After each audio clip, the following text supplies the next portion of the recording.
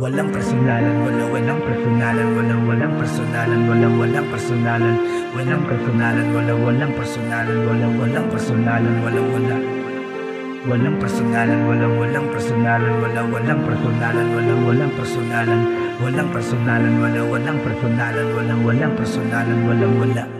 Itong awitin ay para sa lahat ng kapulisan, magigiting at hindi takot sa mga tulisan, tapat at laging handa, lahat ay ginagawa kung para sa kabutihan at hindi sa masama. Ating bayan ay pinaglilingkuran ng walang sawa, kriminalidad ay di pinagsasawalang bahala, huwaran at dapat tularan ng mga kabataan, mamamayan ay hindi nila pinababayaan. Aktibo, alisto at laging kalmado, sila ay may prinsipyo at hindi mababago. Ang pagiging matapang naging kaugalian, kinukonsinti kung alam nila na mali yan. Kaya minsan meron talagang makakabangga, pero di magpapatinag dahil Diyos ang kasangga. Ano man ang problema na dumating nakahanda, katapangan at katalinuhan di mawawala. PNP ang tatak, titindi taangat, mga luha sa mata hindi papatak. Ano mang maganap, pulis kami naganap, hindi po mahirap makaintindi ang parak.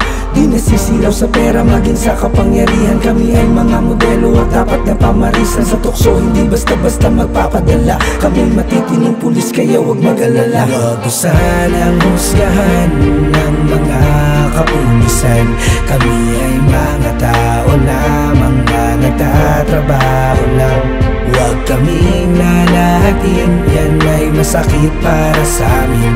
Kami ay mga tao lamang na may puso't damdamin. Trabaho lang, walang personalan, walang personalan, walang personalan. Trabaho lang, walang personalan, walang personalan, trabaho lang, walang personalan, walang personalan, trabaho lang, walang personalan, walang personalan, trabaho lang. Mga tao na sa amin walang tiwala dahil sa ibang pulis na ang mali ay tinatama. Kahit di naman lahat, di sila naniniwala. Pakinggan nyo to at nang mabago ang paniniwala. Mas marami ang pulis na mga mababait, kaya wag kami lahatin dahil yan ay masakit. Kami mabuti at hindi po kami nananakit, naglilingkod sa bayan kahit buhay ang kapalit. Patuloy na tutulong at maglilingkod ng walang sawa. Kung ano man ang mangyari, Diyos na sa amin ang bahala. Nasa amin ang gawa at nasa Kanya ang awa. Kami magpapasalamat pag ang buhay ay umaba. Sa mga tao na sa amin ay nagdududa, trabaho na lang sana ang inyong inuuna. Wala kayong makukuha kung kami babantayan,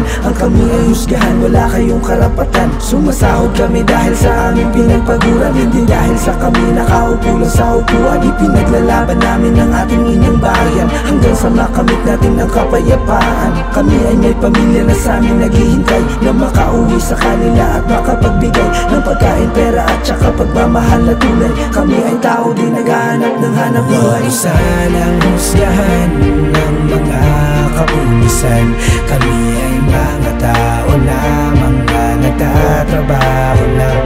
Huwag kaming lalahatin, yan ay masakit para sa amin. Kami ay mga tao lamang